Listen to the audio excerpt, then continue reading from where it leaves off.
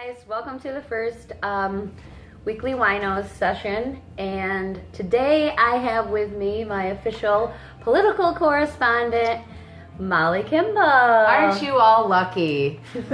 Get ready for some exciting stuff that we're going to talk about. Each week we're just going to kind of sip some wine and get a little tipsy and talk about life. Talk about the world. What we have going on. And we're just going to kind of see where the wine takes us a little bit. And I like the sound of that. we will go from there. We're drinking a brand new wine today, so it's super exciting. And How's it tasting? it's tasting excellent. Delicious. It's a nice earthy red. It's got not too sweet. Got a finishing on some wooden notes. I gotta see if that's actually consistent with what this says about the wine, because We have tasting notes. We're so not really the people that we're wine lovers extraordinaires now. We don't know too much about the wine, though. Yeah, What do they call it? this is our Sommeliers. first- Yeah. We're aspiring sommeliers. Yeah. Through this segment. Yeah, so about the woody notes, I don't know if that's true. Well, first, before we get started, Go ahead and lead politically, please. Before we get into Guide any us. of that, I think it's only appropriate on the first weekly Wino session to cheers you on a new job. You'll be starting soon. Yes. New job.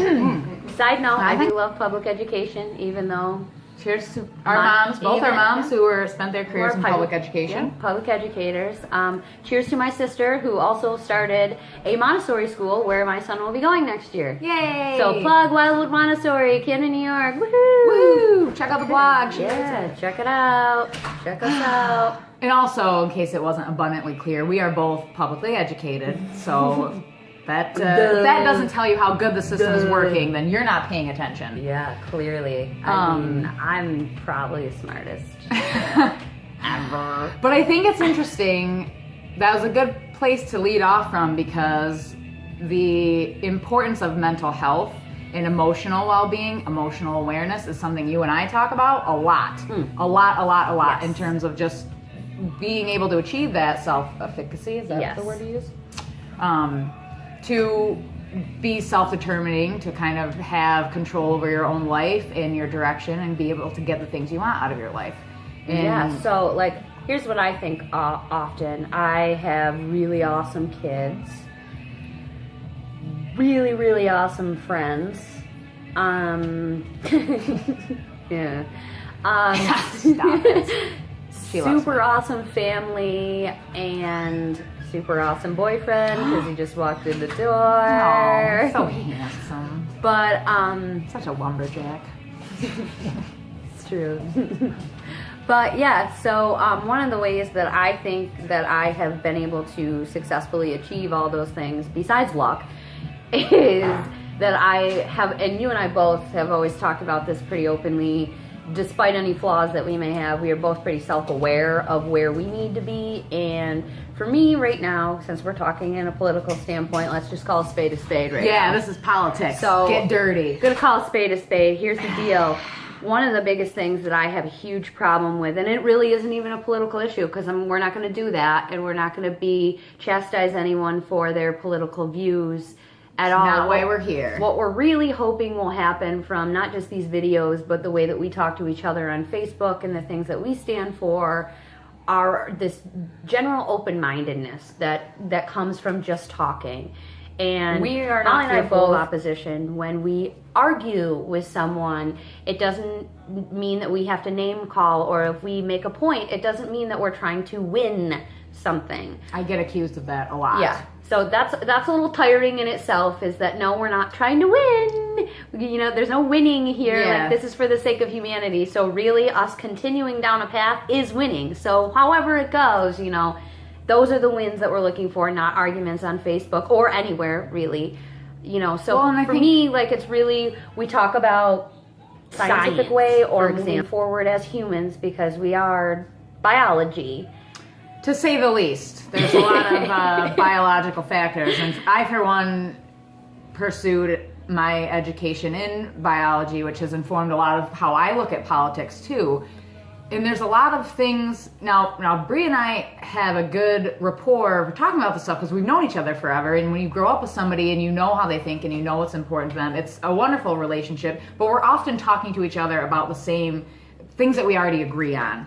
And so we wanted to participate in this format, with Bree's Why Not page. Check it out. Plug. But to use it to try to give some context for some of the things that we have been championing in various social media formats, probably to not a great degree of success. Because wine, the best thing about wine is it incites it's a social lubricant. That's great. That is good. Good for you.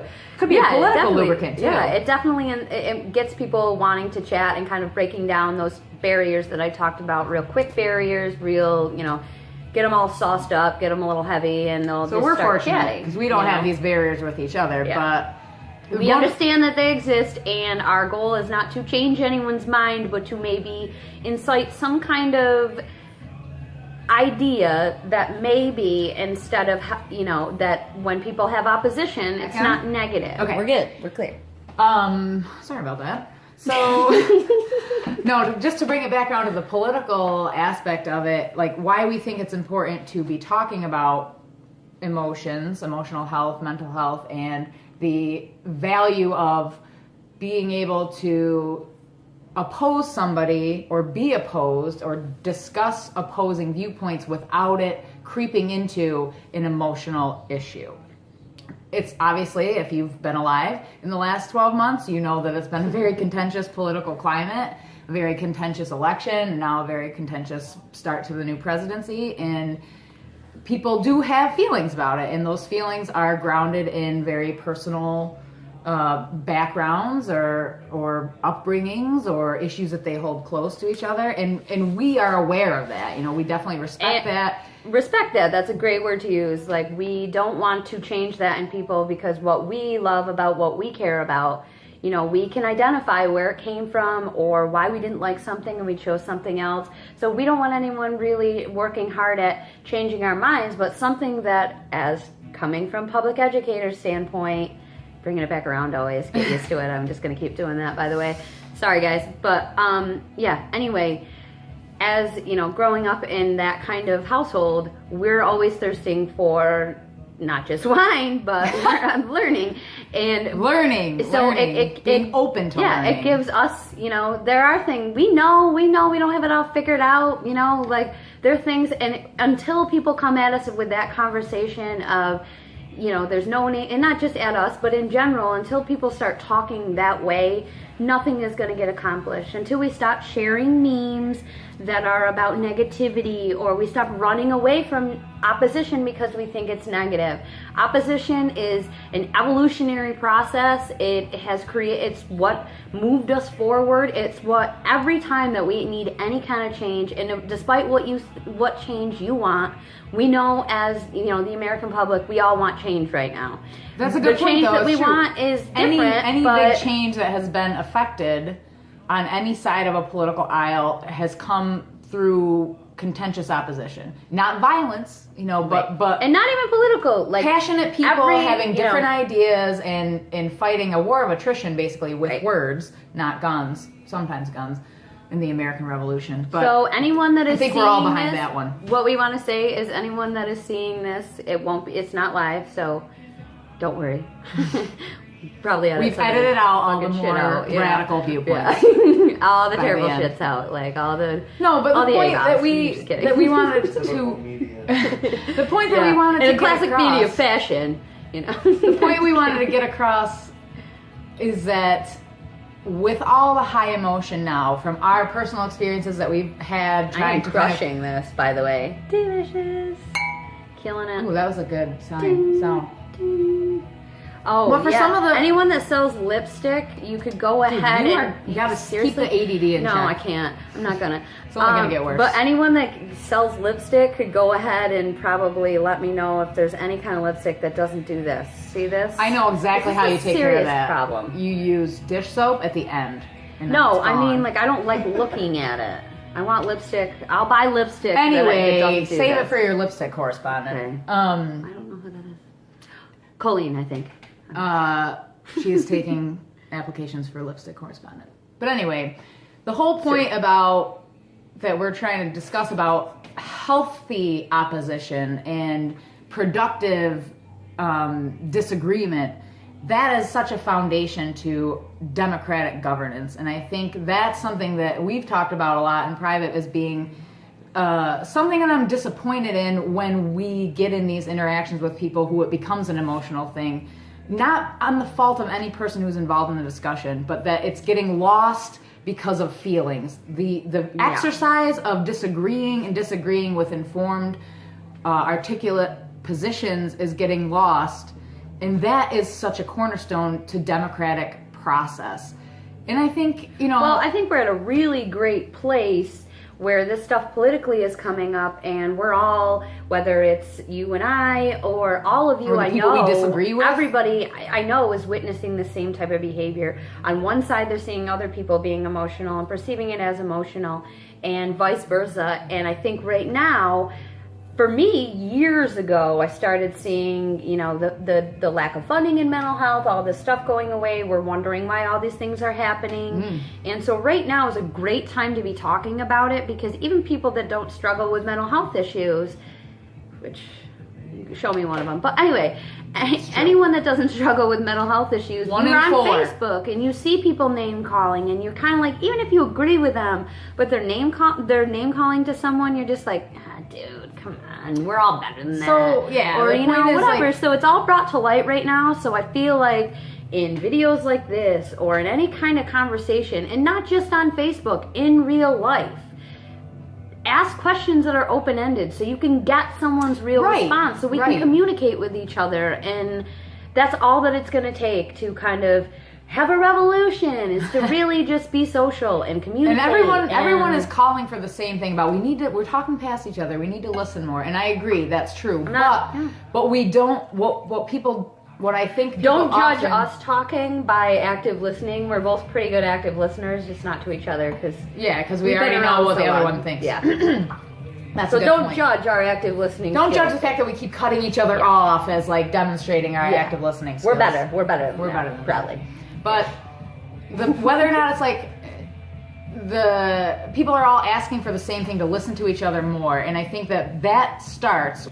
Okay, so just to wrap everything up, bring it back around.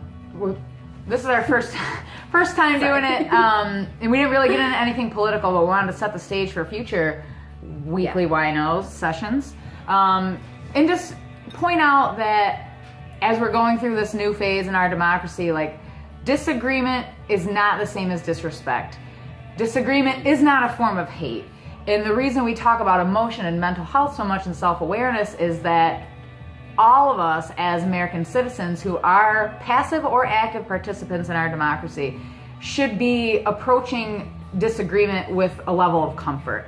Not feeling attacked when people disagree with you, and not just dismissing it as I was personally attacked. Don't worry, my ass didn't hurt that bad. I walked away from it just fine. She survived. I did. I made it through. I'm surprised, but I did. I made it through. But something that I think about is, kind of just trying to, like, this little movement that I think about creating all the time. It's called Stop and Think. For just 30 seconds. Hashtag stop and think. Yeah, hashtag that shit all day. So I try to put myself in somebody else's shoes, whether I'm having a face-to-face conversation or a Facebook conversation. And I only take like 30 seconds. We all got shit to do, man. Yeah. And sometimes people are assholes, so it's just like, yeah, they're an asshole. But it gives you that ability to kind of see where they're coming from and like, hey, you know what? They're probably not trying to attack me. They probably feel just as passionate as I do. Exactly. And fortunately and for me, checking in with yourself to understand what emotion am I speaking from right now. It's really important to why. check our egos all the time. Like, I do yoga a lot, so that's an important thing for me, but it's super important to, check in with our egos all the time. And that's what separates disrespect from opposition, is you can be very respectful about opposing someone. And let's just cheers to our parents for instilling that in us. My parents grew up women. My parents grew up a Democrat and Republican, and they're still married. So it can be done. It's not a matter of your love or respect for somebody. I'm very thankful to my parents, who kind of just really opened the board up for learning. They did everything they could to make sure that on every playing field we were able to learn. That's why I have a thirst for wine knowledge and world knowledge. Yeah, super. Yeah. So to end on a positive note, next week, we'll talk a little bit more about our democracy and a little bit more get in the weeds of some political stuff. But for now, I think it's good to just point out. And if anybody has any ideas that anything they want to hear us say, or learn more about, or have us kind of look into, and we're open to that, you know. And even if it's, I think there's going to be a lot to dissect in this next 4 years. So we'll even have if a lot it's of something fodder. that you might think that we might not be wanting to learn about, we definitely do in every area. So I always want to be more informed, and I always want everybody else to be more informed. And I think you're going to hear more about this as we go forward. But I'm going to champion our democracy till the day I die. Because why not? Because why not? Cheers, y'all. All right, we'll see you Peace next out. week. Thanks for listening, even if it was only a little bit. Bye.